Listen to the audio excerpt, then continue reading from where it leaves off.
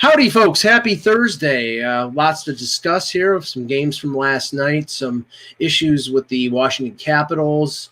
We're making our way toward the weekend and the NFC and AFC championship games. I know people in Buffalo are getting all excited. We'll start off with the pre-show. Go ahead, Russ. Yeah, so two things. First one, let's talk a little bit about JT Realmuto and this story that all of a sudden the Braves are interested, and then a writer posts, by the way, do you know he could play outfield? And I'm thinking, yes, that's what they're going to do. They're going to have Travis d'Arnaud play catcher, and a catcher who's better than Travis d'Arnaud throwing and in every other way, they're going to have play the outfield. Yes, that makes complete sense. That's a totally viable story. And, you know, for the first time, d'Arnaud actually had a really good season. So now the sensible thing to do is sign a guy who's going to make 10 times more to replace him. It's so ridiculous. Like, this is the worst floated story I think I've seen in baseball this whole offseason. Yeah, and as I said to you before we started recording, it's really a situation where Realmuto doesn't have a landing spot. He wanted it was sounded like he was going to go to the Mets. Then the Mets signed a cheaper catcher in McCann. The Yankees were never interested because they went with Sanchez to hope that he could bounce back. The Phillies, I think, are interested, but only for a certain amount. Yeah, there was like 100 and change. Yeah, and I don't believe, and there were rumors about the LA Angels of Anaheim, and they signed Suzuki as a cheap catcher. Yeah, so, 100-year-old Nick Suzuki. Kurt Suzuki. Nick Suzuki's an odd. Yeah, Nick Suzuki. Yeah, he's 100 years old, though. Yes, he is. In dog years. No, in regular years. No, but what is he, 35? Yeah, he might be older than that. And Yadi Molina is still out there, and he's looking for a 2-year deal. So really, it's like the market for 2 years. No. I think he's going to go back to the Yankees for what? Yeah, Funky in the chat says David's. Oh, for those CBC watchers. But yeah, no, it's a situation where he's looking to create a market. There is no market. I'll tell you what I wrote for Full Press Baseball a couple days ago. I could see him going to the Dodgers on a 1-year deal because they have a young catching staff, and if you could bring in Realmuto for 1 year, they might be able to repeat. And was the catcher's last name White or something like that for their young? Will Smith is the catcher for the Dodgers. Smith, that's right. Yeah, Smith, and then they had Barnes as their backup, right? And they could put him in there, and actually Smith could learn a lot from him. So I could see that happening. And you mentioned, especially if they were to get Trevor Bauer, that would make sense. Well, if they get Bauer, I think that they won't go for Realmuto, but if Bauer goes someplace else, they will go for Realmuto. So it's like, you can spend $20 million, and it depends on what Bauer's looking for. Bauer, might be still looking for 6 or 7 years, and he supposedly is looking for more money than Garrett Cole. So he's not getting that. Yeah, no, he's not. And it was the wrong year, unfortunately, for him to win the Cy Young. And here's the bizarre thing, because somebody in the chat just said the Jays got Springer. I think that was a bad deal. I think it was too much. Oh, way too much money. He's 31. He's 31 years old. I think, somebody said this, and I agree. Until he plays a full year where we know he wasn't cheating, there's a question. Now, I'm not saying, you could say, okay, last year, and his stats were okay. I think it's like 269, but they weren't up to par to what he was. No, he's probably not going to hit 39 homers and hit way over 300. That's right. So, if he's a 275 hitter and hits 25 home runs and provides them with decent defense, that's fine. He's a center. They needed a center fielder, but my issue was, if the Mets would have gotten him, I wasn't going over 120 for 5, and I wasn't going to be thrilled about it, but I'd have done it. And because I know he's only going to play center field for a couple of years, and I'm going to move him to a corner spot. No, there are no old center fielders that are any good in Major League Baseball. It just doesn't happen anymore. Yeah. So, at least they're the weird thing about yesterday, and we'll get off baseball here in a second. The weird thing about baseball was they signed Springer, and then all of a sudden, on the heels of that, they're going to sign another Astros outfielder in Brantley, who I think, in a way, is a better hit. He's a better hitter than Springer, but he's not a center fielder. As far as just hitting, yes. Right, and then all of a sudden. And people who are Funky said they lost out on Brantley, the Jays. Yeah, people who are respected reported that they had signed Brantley, and then he ends up going back to Houston on a 2-year deal. So I remember seeing that late yesterday. Yeah, I mean, especially when like insiders report that it's going to happen. I mean, insiders have been getting a few things wrong this offseason. There's no doubt. One last thing. So musically, I did see an article that, and I do know a lot of times on Sportsology, we do have a music section. Why do we have a music section? Because the same way that I'm an author who has to sell his own stuff, even if I'm working with Triumph or a big publisher, it's your own business. I do the same thing for musicians, and there were ones that I follow that I cover their stuff, and I interview them and help them with album releases, because you're basically on your own these days. I mean, you might have a label, you might not, but the problem is the labels now with these streaming services, and I don't belong to one. I'm a dinosaur. I download digital music, and I still have CDs, and I like them both. I like CDs a little better, but I have them both, and I don't do streaming. I'd rather just choose what I want to choose that way. But the idea is the labels are making 2/3 of the money on streaming services. So they used an example. If an artist were to get 650,000 listens in a month, it would be the equivalent of working a $15 an hour job for like 40 hours a week. That would be the payoff. That's not great.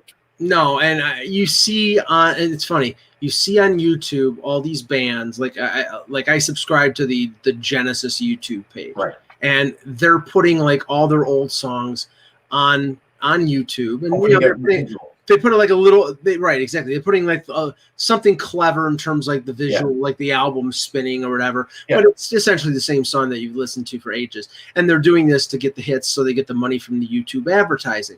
Right. The problem is that even if they're getting millions of views, they're getting pennies on the dollar. They're not getting anything close to what they got in terms of residuals when they were.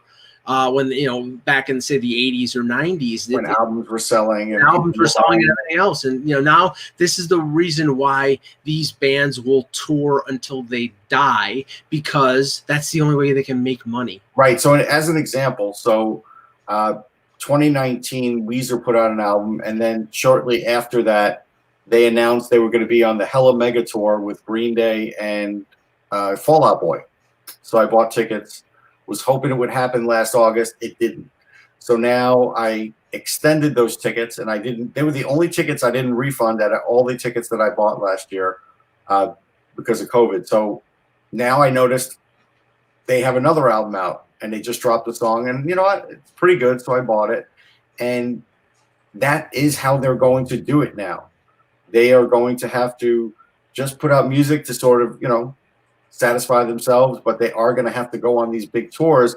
And I do think when things get back to normal, I'm kind of hoping by August we will see some live music. Yeah. That you will see a lot of these mega tours. I think that is the way that they're going to have to do it, because even just groups trying to tour alone, unless you're the Foo Fighters, it's going to be hard and expensive to do. And I think if you're on these triple tours like this, that's a good way to do it.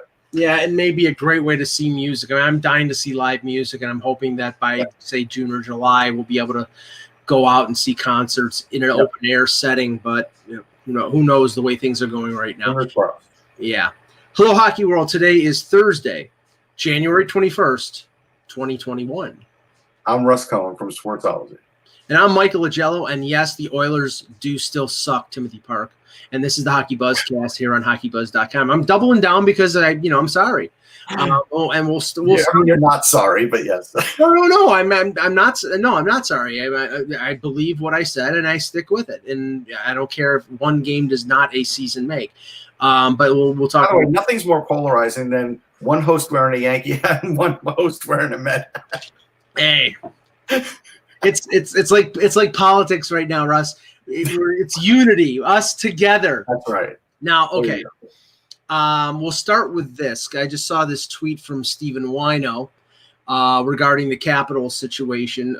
Peter Laviolette, Capitals coach, says the 4 COVID-19 protocol players, Alex Ovechkin, Ilya Samsonov, Evgeny Kuznetsov, and Dmitry Orlov, what nationality are they, are in quarantine, and he believes they will miss the next 4 games.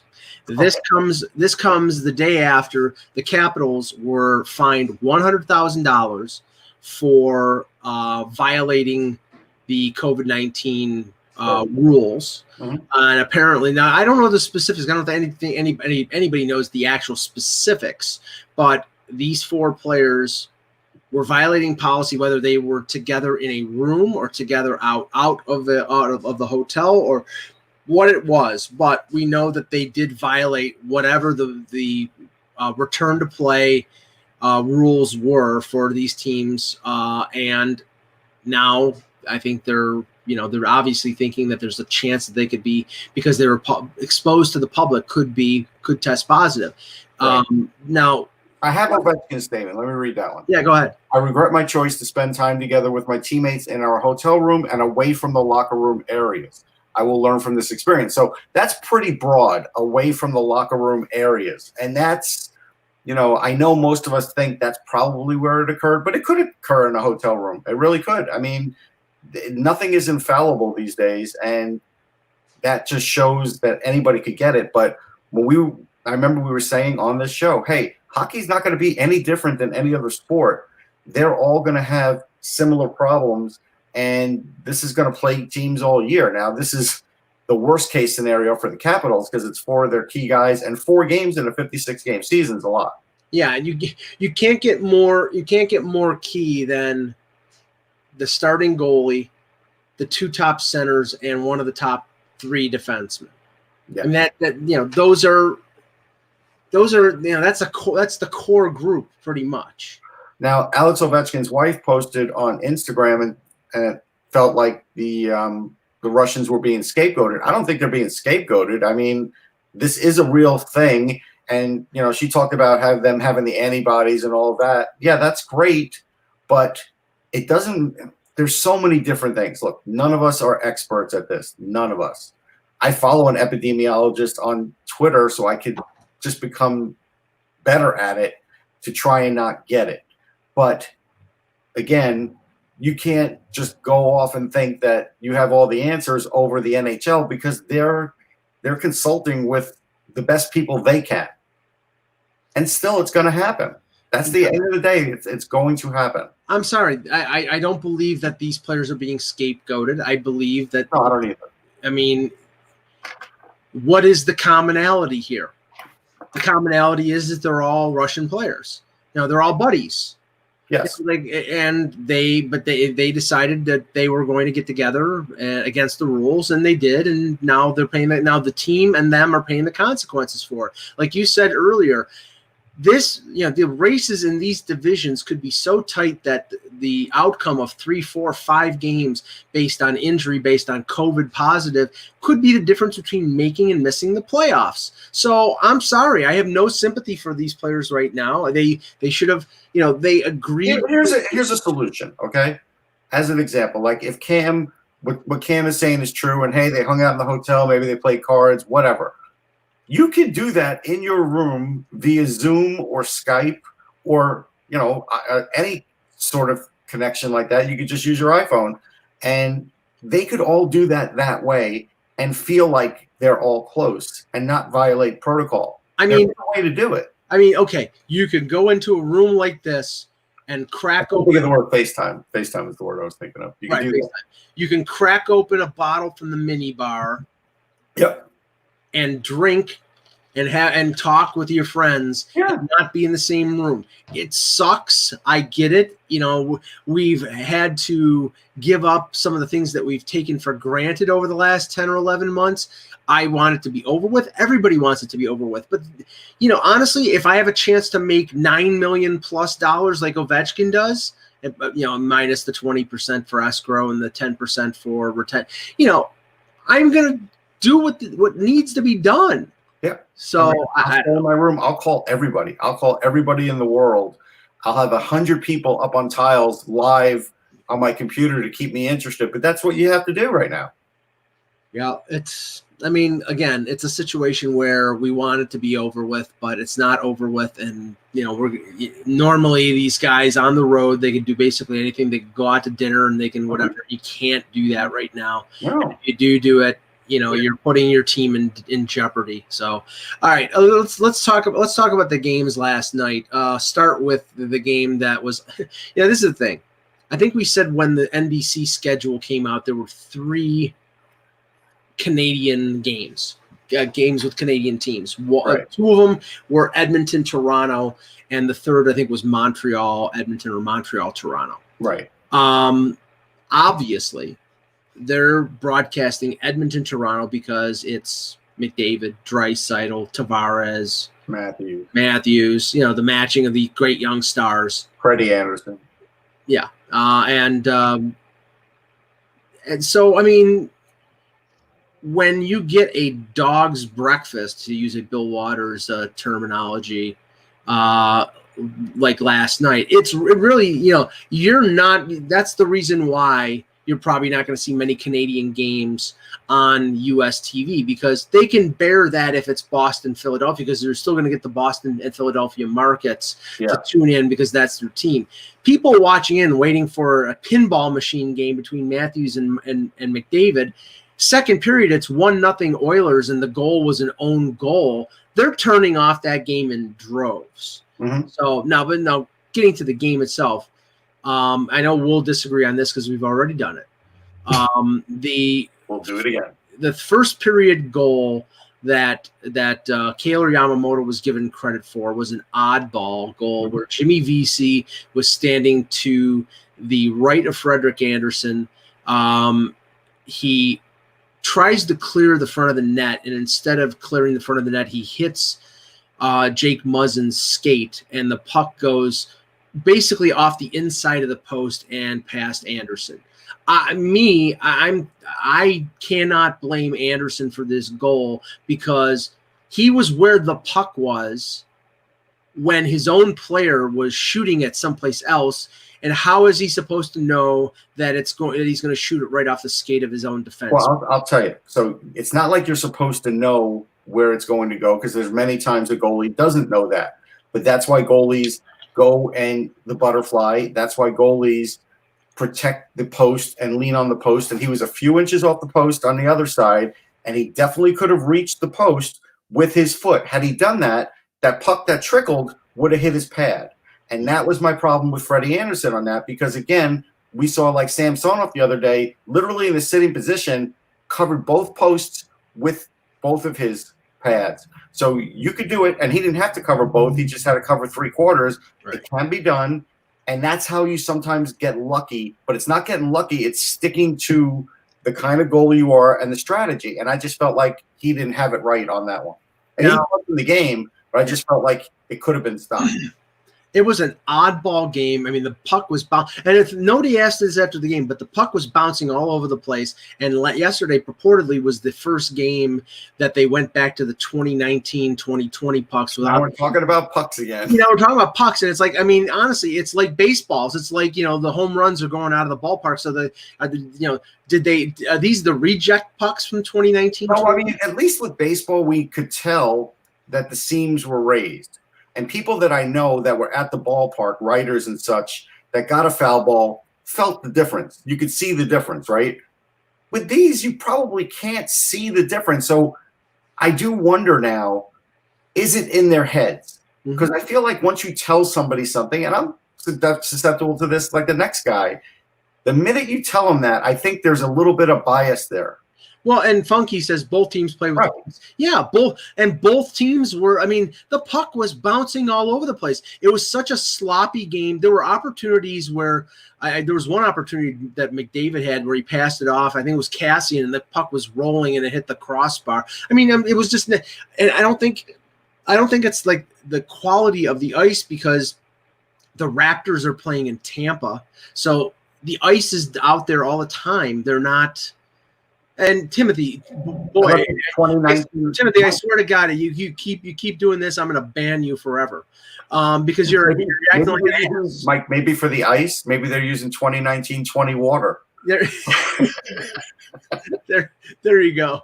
But I'm not blaming the puck. I'm just saying, as an observation, it was a sloppy game with a lot of talent out there. It was a sloppy game because the puck was just bouncing all over the place. So I don't know. I mean, what was the other? Oh, well, the other major happening in this game was Kimiko Koskinen actually won, which is shocking. But the goal he gave up was terrible. That was awful too. That was another situation where you can't flinch as a goalie when you're on the post, and he was on the post. There literally was no room to score that goal, and the only way you can make room is by flinching. And it's like, man, that was a bad goal. That's like an AHL or lower goal. They really is.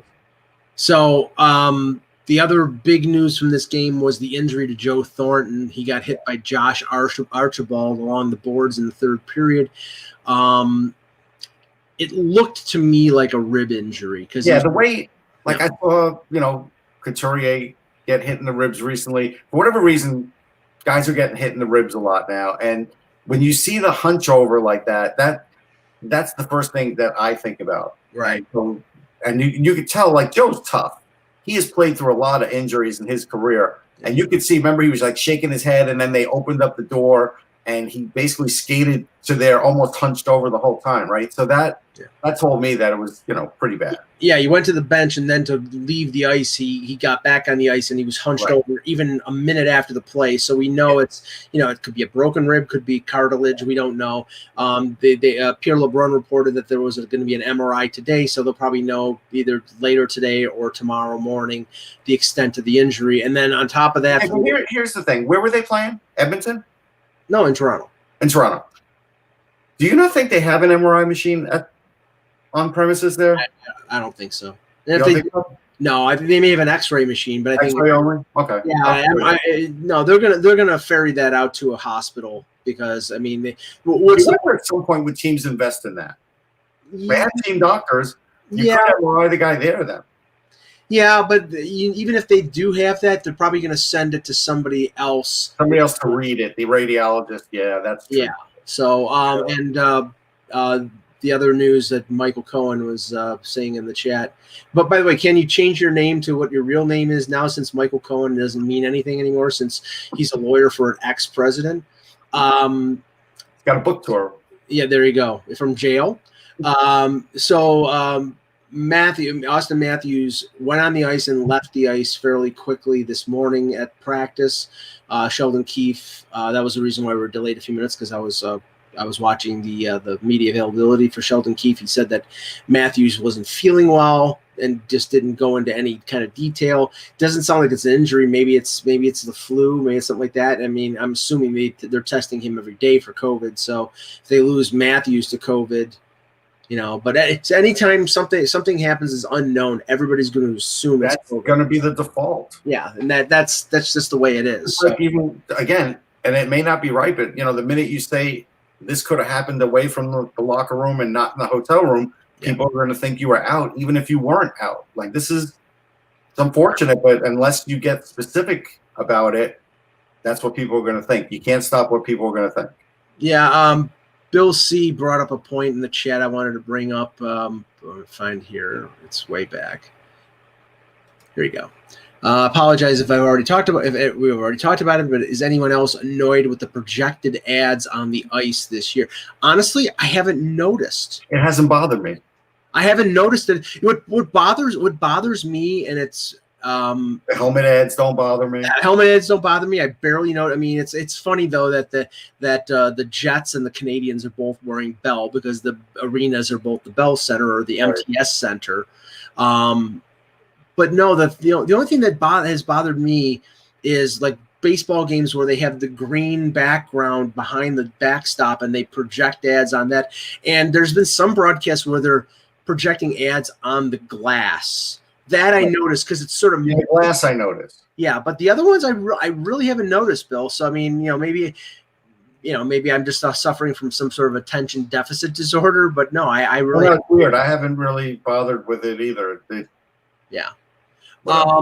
Okay, so I have to talk about two Pennsylvania teams here, and their commonality is that they both have been hit by the injury bug big time. Oh, by the way, I agree with Michael. What bothers me is the trapezoid behind the net. Yes, that bothers me too. Right. No, Michael Cohen says the ads on Hockey Buzz are pretty well. Okay, yeah. Again, keep going there, Michael.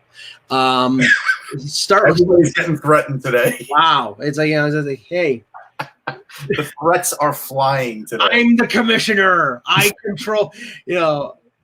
I'm like Twitter. I'm controlling the message. I'm going to ban you. No, okay. So let's start with the Flyers. Flyers have been struck with injuries. Yes. Philip Myers, we don't know the extent of the injury, but it says week to week now. Yeah, it's week to week.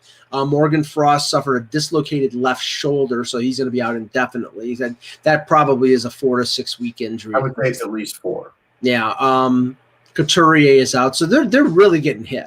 They're getting hit bad, and it does affect what I would say is the team defense. Look, they already were suffering from the loss of Niskanen. They didn't replace that. You brought Gustafsson in, but you can't dare play him in the top 4 because it's just you can't.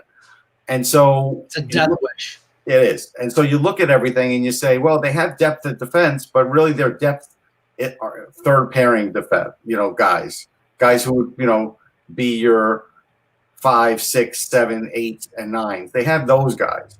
But they need top 4 help.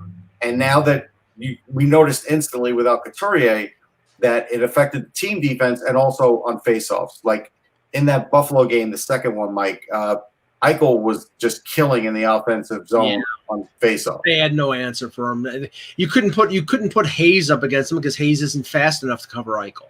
No, and so like anybody who went up against him failed. And so those are things now, tactical things that when the Flyers are on the road, they can't control. And so I did bring up a couple of guys. One of Mike's favorites, who I do agree with, is Jason Demers, but he left practice yesterday. They said it wasn't serious, so who knows about Jason Demers. Hopefully it's nothing bad. And is money though. Is Gostisbehere back?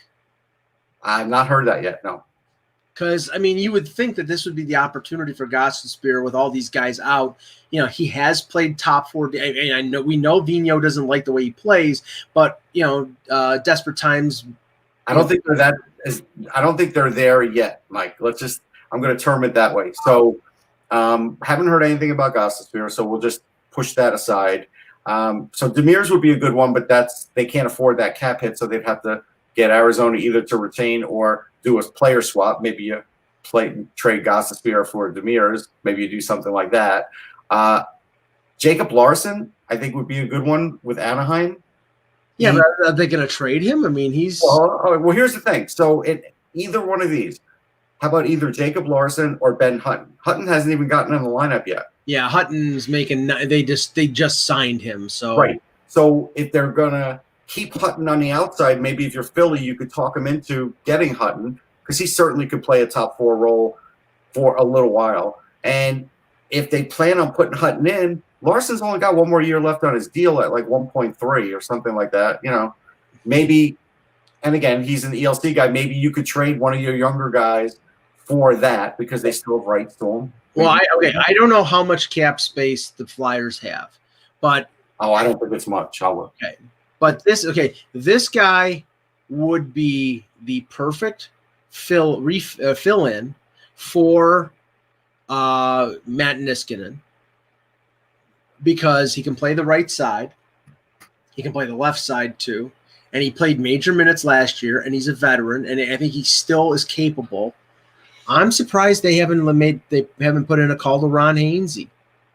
Yeah, he could do it for a short time.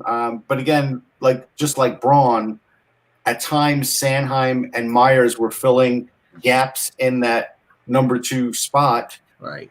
So he could play a lot in the third that way and a lot in the first that way. Right. And now you've lost Myers. So now if you do that with Sanheim, then you're really starting to affect the other pairings and the minutes that you're putting on others. You absolutely have to keep Gustafsson on the bottom pairing. You cannot expose him to more than 20 minutes of ice time. He will kill you. That's why, I don't know whether Hainsey is he hasn't announced his retirement. He's still, I think a capable defenseman who played pretty well for Ottawa last year. It would probably cost him a decent amount. And the thing is, I don't know if Hainsey doesn't want to play anymore, then there it is. I mean, if it's like a Jimmy Howard situation, but yeah, if he wants to continue, so to fit in Hutton as an example, the Flyers, it says they're at 717 and Hutton's like 925. So you send Michael Raffle to Lehigh on an off day, and you probably can make up the difference. Right. If it's Larson, it's a little bit more, so maybe you have to do a little bit of a salary swap there, and that's fine. I mean, they're going to have to do something because I don't think Honka. Well, he cleared, so that was clearly not an answer. Right, and he doesn't have the hockey IQ at the moment. Right, he doesn't. He's got all the other tools, but the IQ is not good enough to be on a top four that way. Because let's face it, in this division, if your top four isn't great, you are going to get exposed by the Bruins, by the really good teams, or the really veteran teams. They're going to expose your issues, especially when you're on the road. And so we'll see what the Flyers do here. But this is the one failing for Chuck Fletcher is you got Gustafsson, that's fine, but you really didn't ever fill that spot. And now it's really showing up it's going to start showing up, I think. Yeah, and there are no answers in free agency. You know, No. I just looked up the list. I mean, Carl Alsner, Brandon Manning, Madison Bowie. I mean, Madison Bowie would be a bottom pairing guy. Right, and they have plenty of them. They have Freeman. They've got Nate Prosser. They've got all these guys. Derek Pouliot. They have all those guys. They're loaded with them. And if Cam York wasn't in college. Yeah, if Cam York wasn't in college, they might go that route. Right. But again, it's happening now. And the problem is, and this is the other thing, and this is going for any team with injuries. So now when a player's week to week, in the old days, when there was an 82-game season with time in between, you wouldn't miss as many games now. Now, I don't know if you miss more games, right, because of the series factor. I don't know if this is true, but Timothy is saying Alsner is doing pre- and post-game shows for the Cap. So, okay, so he's basically collecting Montreal's money over the next 4 years and not retiring, but in a way retiring. Yeah. So, okay. The other team in the state is the Pittsburgh Penguins, and Seth Rohrbaugh, who covers the Penguins, reports on top of the fact that Matheson is out longer term.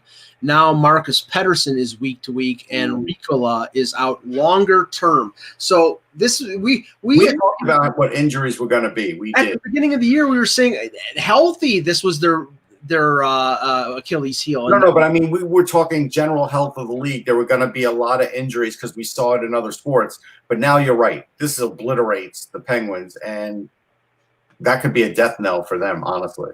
I mean, that means because, okay, right now, Letang is healthy right now. Yeah. No, right now he looks good. Yeah, Dumoulin. You're talking about now your number two pair being probably John Marino, which I think is good. And, I mean, Cody Cece's a righty, so is Ruedel. I don't know who your left D, your second pairing left D is. You're going to play two righties on the defensive pairing. Yeah. They're in trouble. Wow. They're in trouble. You know, somebody asked me about Zamula. I really like Zamula. I don't know if I want to throw him into this particular situation right now. Yeah. On the taxi squad, well, Pierre-Olivier Joseph, he's 21. I mean, POJ, you probably could plug in there and shelter him a bit and get some action out of him because he does skate well and move the puck well. So I could see them doing that. Mm-hmm. All right, getting back to the bigger question is it time to trade Malkin? If you're going to continue on this, we have to make the playoffs tour. Seems like that time's coming. Do we hope that Jim Rutherford drops this going after Roslovic? You're already so overloaded with forwards, and your defense is your problem area, and now you've lost 3 defensemen in the span of 2 weeks. If you're going to trade assets to get something, Is this happening back yet? What's that? I think he just came back. He skated. So yeah, I mean they're good and they're loaded at forward. They have access that they could trade. That's what they're going to have to do if they want to stay competitive this year. If not, then not. But I think we're coming to the point where whether it's this season or in the off season, you might have to trade Malkin. All right, some other games last night. Now, some of them were later ones, so I didn't get a chance to watch. The San Jose Sharks win 2-1 in a shootout over the St. Louis Blues. Martin Jones played well. I saw some of that game. Yeah, no, this is the thing. I mean, if Martin Jones and the pairing of him and Dubnyk play well, and some of the injured players that were injured last year looks good. I will say Erik Karlsson looks good. Yeah, I mean, Karlsson. That's a big factor. That's a big factor. I think it was Hurdle was hurt late last year. Yes. I know that. Not Evander Kane, but their other big forward, their captain. I'm just drawing a blank right now. Logan Couture. Logan Couture. Yeah, Logan Couture was hurt at the end of the year, so they if they're healthy and they're producing, they could challenge for a playoff spot in the West. I don't think that's okay. Yeah, Christopher Patton. Again, I didn't see the game, but I'll just say the highlight of the night was Evander Kane jabbing Jordan Binnington in the ribs, which is typical Evander Kane. And I joked on Twitter. Vintage. Yeah, I joked on Twitter that whether Binnington asked him how his bankruptcy was going, because but that's Evander Kane. Evander Kane is immensely talented and immensely cheap. He is a cheap shot artist at the highest order. I saw him in Buffalo do it. I'm sure people in Winnipeg saw him do it. And this was another. It's fine. It's fine. And I agree with Christopher. Binnington looked really good. I've never given up on Binnington. I know others wanted to throw dirt on him. Goalies go up and down. That is what happens. But that's why I took Binnington in the Hockey Buzz League. Just saying. Well, my team is bad, so I don't care. I haven't even looked. I looked at that time. Echo will remind me to look, and then I'll look again. But San Jose and John Leonard still only has those 2 points, right? But he was out there in 3-on-3, and he could handle it because even when he's not scoring, he's a guy who can handle himself. And again, the college game lends itself. He's got the speed. Yeah, and he's got the speed too. So that's a good thing. And I think at some point I saw the Rangers sent Morgan Barron down to Hartford camp, and I think they're going to find that Barron will have similar capabilities. But again, playing him on the wing, not at center. Now, if they really want him to be a center, he's going to have to spend the whole year at Hartford. So we'll see. The other NBC game last night was Anaheim and Minnesota. The Wild win again. Yeah. 3-2. Big up to Brendan Burke. I thought he did a spectacular job of balancing out Pierre Maguire. Yeah, which is always a tough thing to do because Pierre loves to talk. We know that. I didn't really need to know who went to Shattuck St. Mary's, but he'll tell you. Minnesota wins 3-2 on a Joel Eriksson-Ek goal in the third period. Kaprizov with his 4th assist on that goal. He's dynamite, man. But I will tell you this. The interesting thing was there was a 2-0 lead on that, and Kakkonen didn't give up the best goals. And Burke did point out that he is very unorthodox as a goalie. And this could be a reason why he hasn't gotten a lot of playing time with Minnesota, because if you're unorthodox and great, it's one thing. He was great in the AHL, but you can't get away with it in the NHL unless you really have superior capabilities, and I don't know if he has that. So that's something where I think they're going to be hesitant on using him a lot because of that. And I think when Stalock comes back, they would use him more simply because he's a veteran. And so he didn't play badly, but again, Minnesota, they can't afford to cough up 2-0 leads, to be honest, because they need as many points as they can get. Right now, this hot start has been great for them. Mm-hmm. Just back to that San Jose game for a second. Yep. Kane had 4 penalties in that game. Yeah. So he was in a mood last night, and not a good one, not a productive one for his team. I think he said, I thought I saw a quote post game where he said he used the stick too much and he's going to be better at it next game. So I think he realized it. Okay. But by the way, does he still have that hat company? Do we know? I don't know. Okay. I don't know, but maybe that filed for bankruptcy too. Now, the wild game of the night was the Canucks and the Canadiens, a 6-5 shootout victory for Vancouver.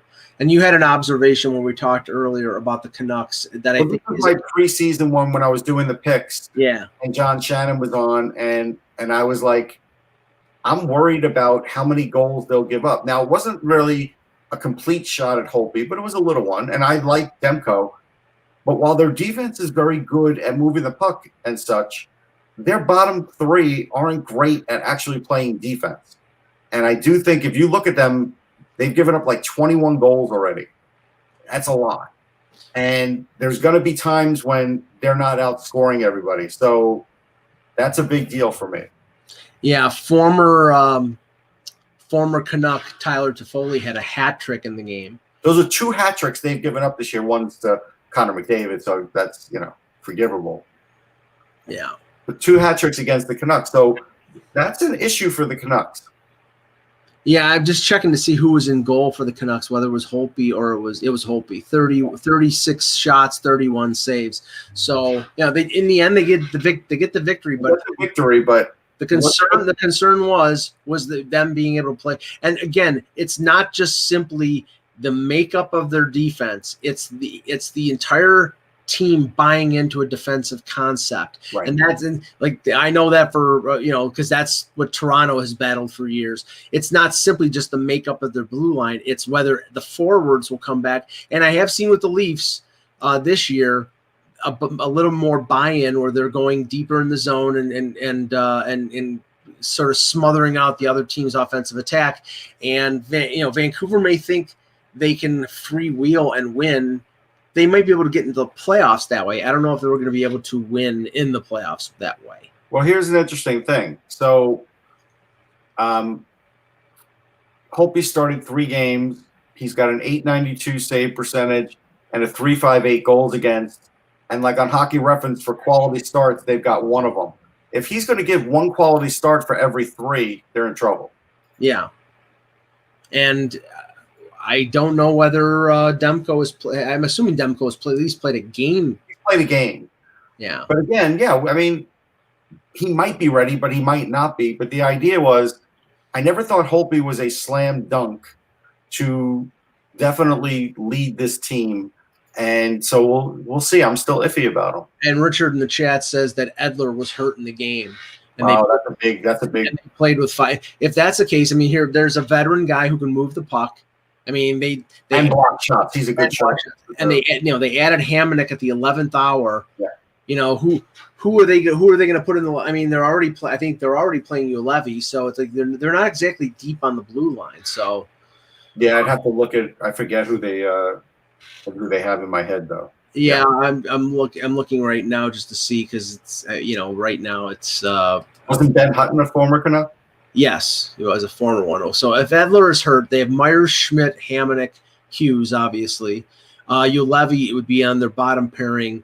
Right now they have Jalen Chatfield up. I don't know much about him. Yeah, he's just a plug. Go ahead. Jack Rathbone and Rathbone. Now Rathbone is a heck of a prospect. He's fast. He's smart. I saw him play in college. I've seen him play like in the in a couple different tournaments. And so I got to say, I mean, Rathbone, is he ready? I don't know, but he's got a good hockey IQ too. That's not bad. Yeah, and Guillaume Brisebois and Brogan Rafferty. All these guys are on the taxi squad. Yeah, Rathbone to me has the most. But the problem with Rathbone is you have to play him in your top 4. Like, you're not going to put him in there for your bottom. And I'm just trying to look real quick to see how many points he had last year, so everybody can. Yeah, he had 31 points in 28 games for Harvard. Now, that's outstanding. I mean, as a defenseman, that's an amazing college year. And he's 21. And so, you might throw him in there. Yeah, he was good in the bean pot too. He really was. Like, I might give him a shot. I might let him debut and see. But they might have too many the same type of defenseman in that, and they might feel like they can't do that. I get that too. Now the last game of the night was Vegas and the Arizona Coyotes. Vegas wins 5-2. Shea Theodore scores a pair, I believe, and Alex Pietrangelo scored his first as a Golden Knight. Strangely enough, Phil Kessel scored his 4th goal of the season.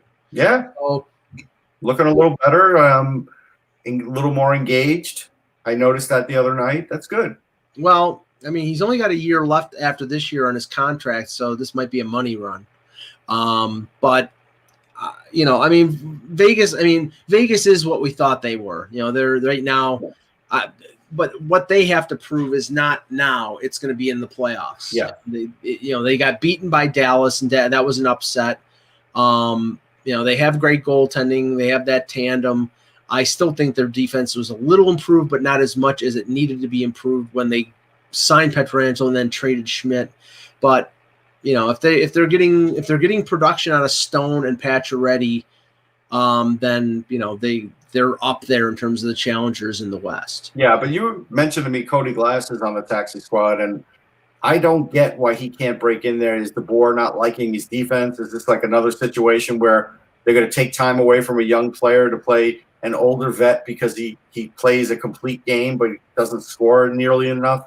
I mean, that gets tiresome after a while. By the way, Michael Cohen's doing his best to goad you. Now he put up a Freddie remark. He put up a Marinson one. He's trying to get at you, Michael. Yeah, no, I just I'm concentrating on things that mean something. Okay. Strangely enough, Kessel is tied for the league leading goals with. Well, it's not strangely enough. No. I wasn't. Let me finish. All right. With Bobby Ryan.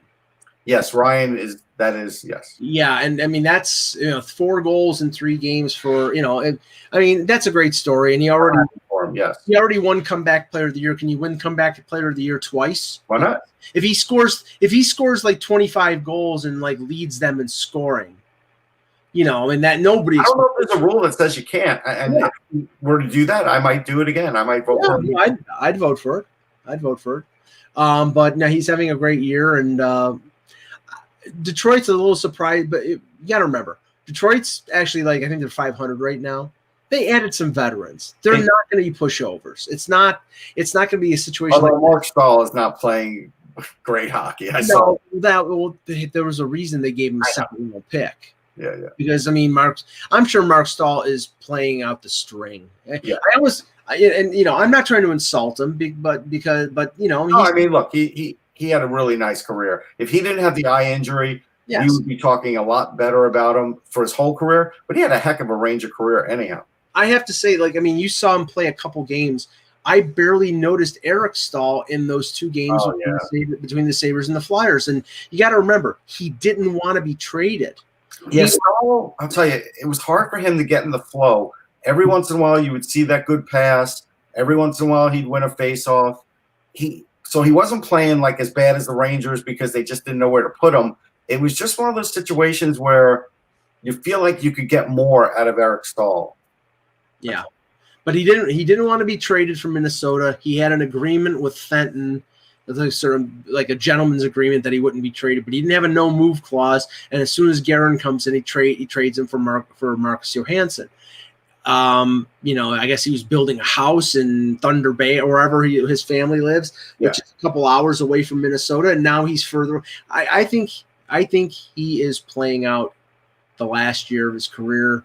Maybe he signs someplace else, but it's going to be completely convenient on where he wants to go and how close it is to home. He's had a great career. I just don't, I don't think he wanted to be traded to Buffalo. And so far, the way he's playing like that. Yeah, I mean, it's hard to say he's not playing like that, but I don't ever think Eric Stahl's doing that on purpose. No. I'm not saying he's slacking. I'm just saying, I know. There's a difference between somebody professionally doing their job, showing up, trying, and somebody who's really enthused. Yeah, I would say he doesn't look nearly as good as he did a year ago. Yeah. So it's early in the season. Maybe he'll round into that. Now, one further thing on the Capitals thing. Tom Giletti is reporting that the Caps have added Connor McMichael to their taxi squad. That was inevitable. He had the long quarantine where Dylan Cousins didn't, and they were teammates. It made no sense. But I still don't understand what happened there. I know they're different states, and that probably was the reason. But getting McMichael would be a big deal for them. And Craig Anderson has been promoted from the taxi squad, so he would back up Vanacek. I'll bet you anything if they play if Samsonov is out for 4 games, they'll split it 2 each. Oh yeah. So yeah, this is Anderson's chance to actually get meaningful playing time this year. Yeah. So, all right. We'll take a couple questions in the chat. All the questions. Show. Michael in the chat, just put him in there. Michael in the chat says, "How many coaches could you see getting fired this year?" I don't know. I mean, I have to say this because it's a weird year. It's a situation where, I think coaches may get the benefit of the doubt because it's a weird year. Right. Like they might say it's hard to evaluate based on this year. I'm going to say 2. Yeah. Yeah, I think that's fair. I see that the thing is, like, you have a couple veteran coaches out there who are like doing broadcast stuff, like Bruce Boudreau and Mike Babcock, who I think want to get back in. Although Babcock, I think if you read the Pierre LeBrun piece, I don't think he was in on the Capitals job, but the fact that he's got another 2 years, I believe, with Toronto paying him almost $6 million, he can afford to be picky and choosy. I think so. Yeah, so I mean, if he's actually making what you can spend on a Toronto condo, Mike. He sold it, I believe.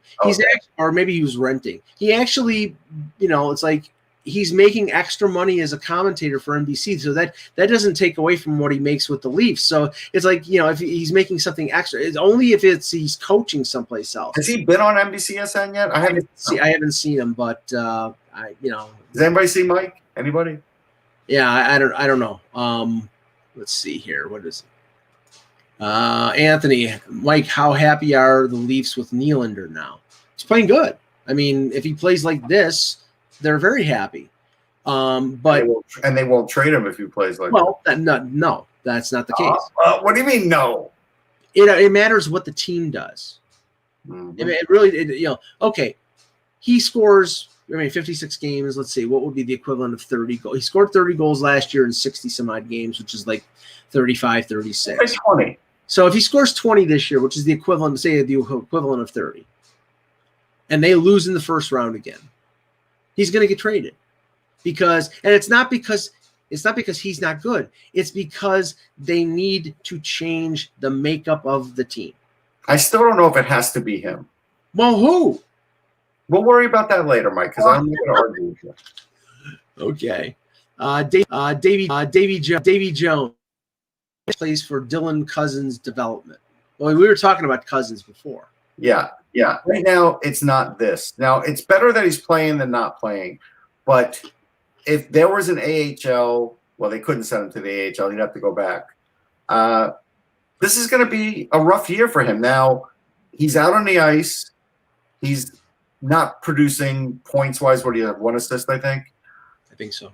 But when I saw him, he was losing board battles. He's got a great heavy wrist shot, right? But the release on that wrist shot isn't the fastest, and I noticed he was getting it blocked.